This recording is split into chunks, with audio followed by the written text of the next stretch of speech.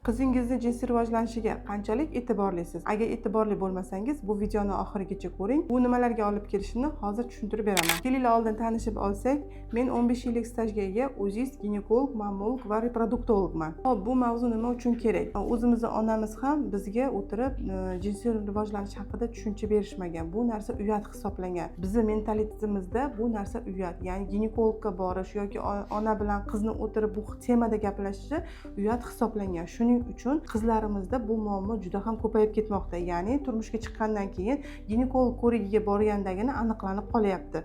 Jinsiy rivojlanishni qay darajadaligini onagina bilish kerak buni. Ya'ni qizini o'stirayotgan ona o'sayotgan qizdagi o'zgarishni bilishi va u bilan birgalikda gaplashib, agar o'zini aqli yetmasa, albatta ginekolog ko'rigiga olib chiqib, buni tekshirtirish lozim bo'ladi. Hozirgi kunda juda ko'p qizlarimizda ovqatlanish tizimida buzilish, ya'ni fast foodlar, energetiklar ichishlari yoki bo'lmasa o'sha suxametkalar yoki bo'lmasa zararli odatlar chekish, ichishlar ham juda ham ko'payib ketyapti qizlar orasida. Bu narsa ham ta'sir qiladi jinsiy rivojlanishiga. Bundan tashqari uyqu rejimini bo'lmasligi, hozirgi kunda internet, telefon mana o'zi rivojlanib ketganligi uchun hamma shu mobilni aloqada o'tirishadi.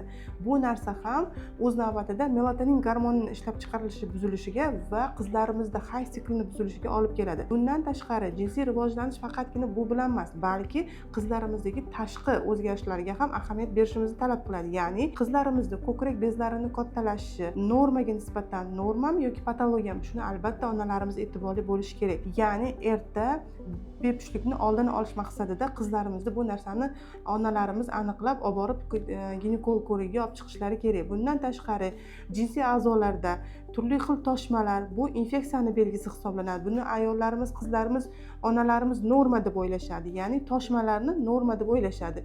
Yoki bo'lmasam qizlarimizda hozir juda ham ko'payib ketyapti. Jinsiy lablarni tashqariga o'sib ketishi, ya'ni gipertrofiya deymiz. Bu narsa juda ham ko'payib ketyapti. Buni ham norma deb o'ylashadi, lekin bu afsuski norma emas. Qiz bolani turmushga berishdan oldin ozgina bo'lsa ham estetik jihatdan chiroyli qilib turmushga berishingizni tavsiya berardim. Bundan tashqari onalarimiz qizlarimizdagi hay sikliga e'tibor bermasliklari, ya'ni hay sikli har oy keladimi yoki normadami, buni nazorat qilib borishlari zarur. Chunki bu hay siklini buzilishi kelajakda qizimizda bepushtlikka olib keladi. Savol berishingiz mumkin. Oldin bizda bu narsalar kuzatilmagan-ku, bizga aytishmagan-ku bu narsani. Mana yashab yuribmiz, mana farzandli bo'ldik, bizda muammo kuzatilmadi-ku deyishingiz mumkin. To'g'ri.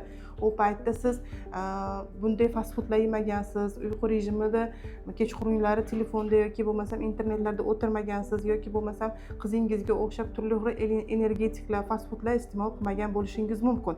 Hozirgi kunda esa bu muammo juda ham yuqorilab ketyapti. Qizlarimizda to'g'ri ovqatlanish rejimi bo'lmaganligi, uyqu rejimini noto'g'ri bo'lishi va ularni jinsiy rivojlanishdagi o'zgarishlar bu narsaga olib keladi va kelajakda qizingizni bepush qilishingizga sabab bo'lib qoladi. Agarda sizda va qizingizda shu va shunga o'xshagan muammolar kuzatilayotgan bo'lsa, kimga borishni bilmasdan yoki uyalib turgan bo'lsangiz, pastdagi nomerlar orqali shaxsan o'zimga bog'lanishingiz mumkin.